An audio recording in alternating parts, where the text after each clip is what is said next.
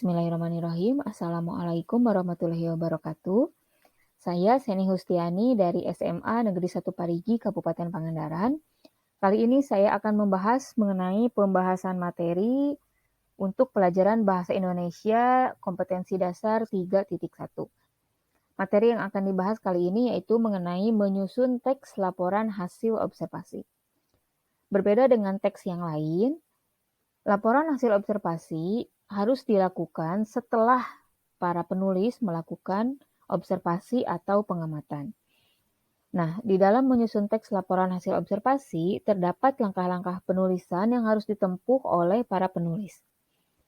Kita lihat untuk langkah-langkah penulisannya. Untuk langkah yang pertama, tentukanlah objek pengamatan. Nah, usahakan objek yang diamati dikuasai dan dapat diakses dengan mudah. Selain itu, objek yang diamati harus menarik minat para pembaca. Kemudian, contoh objek pengamatan. Yang pertama ada tumbuhan atau tanaman yang berkhasiat, hewan yang unik, langka dan bermanfaat, benda yang unik dan menarik, tempat-tempat yang menarik dan bersejarah, objek wisata, peristiwa atau kegiatan.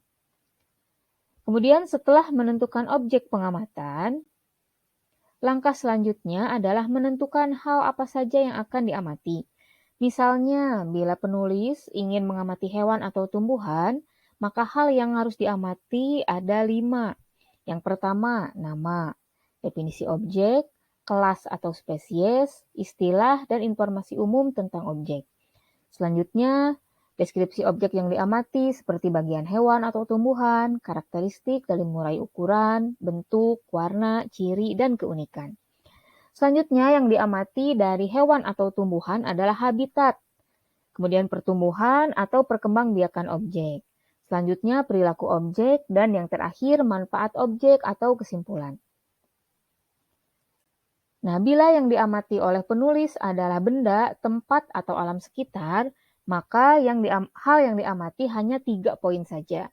Yang pertama nama, sejarah, atau informasi umum. Kemudian yang kedua rincian objek. Yang ketiga manfaat atau kesimpulan tentang objek. Nah, untuk langkah yang selanjutnya, yaitu menyusun kerangka laporan. Hal ini sangat penting. Kenapa harus menyusun kerangka laporan? Agar pada saat nanti membuat laporan yang utuh, sudah mendapatkan gambaran. Sudah ada gambaran hal apa saja yang akan ditulis. Karena laporan hasil observasi terdiri dari 3 struktur, maka kerangka laporannya kita buat dalam 3 struktur tersebut. Atau sudah dalam tiap struktur. Yang pertama, yaitu di definisi umum. Saya mengambil contoh mengenai rincian topiknya yaitu jenis mangga gincu khas Majalengka. Itu contohnya ya. Nah, ini merupakan kerangka laporan. Jadi nanti ketika pengembangan laporannya, maka yang dibahas adalah tentang jenis mangga gincu saja, bukan yang lain.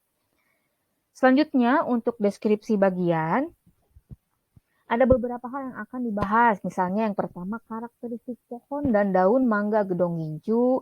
Kemudian keunggulan mangga gedong gincu, ukuran dan rasa mangga gedong gincu, kemudian cara perkembangbiakan dan habitat mangga. Selesai di deskripsi bagian, selanjutnya kita masuk ke struktur yang terakhir yaitu deskripsi manfaat. Di deskripsi manfaat ini rincian topiknya hanya membahas mengenai manfaat mangga secara umum.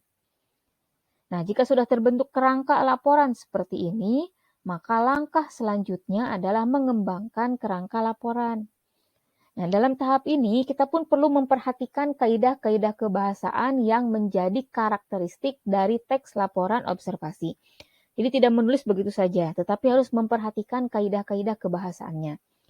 Dengan demikian, hasilnya benar-benar sesuai dengan kaidah-kaidahnya itu dan tidak merubah wujud menjadi teks jenis lainnya.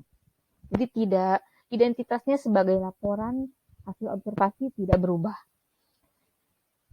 Nah, selain itu ada langkah tambahan di dalam menyusun teks laporan hasil observasi. Jadi pada saat mengembangkan laporan, ada beberapa langkah tambahan yang bisa dikerjakan. Contohnya yang pertama, carilah sumber lain untuk melengkapi informasi laporan. Jadi tidak hanya berdasarkan dari pengamatan langsung, tapi bisa menambahkan informasi dari sumber lain, misalnya dari buku, dari internet, dari ensiklopedia, ataupun dari Wikipedia. Selanjutnya, laporan observasi juga bisa dilengkapi dengan gambar, foto, grafik, atau video yang bisa menarik minat pembaca. Selanjutnya, rencanakan rupa sajian laporan observasi yang akan dibuat, apakah berbentuk teks, infografis, atau video.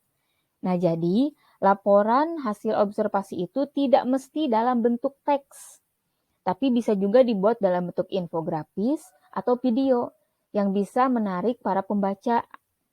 Kalau hanya teks saja sepertinya tidak akan menarik ya, tapi kalau dibuat dalam bentuk infografis atau video tentu akan menarik para pembaca. Baiklah, itu saja pembahasan mengenai menyusun teks laporan hasil observasi. Terima kasih atas perhatiannya. Wassalamualaikum warahmatullahi wabarakatuh.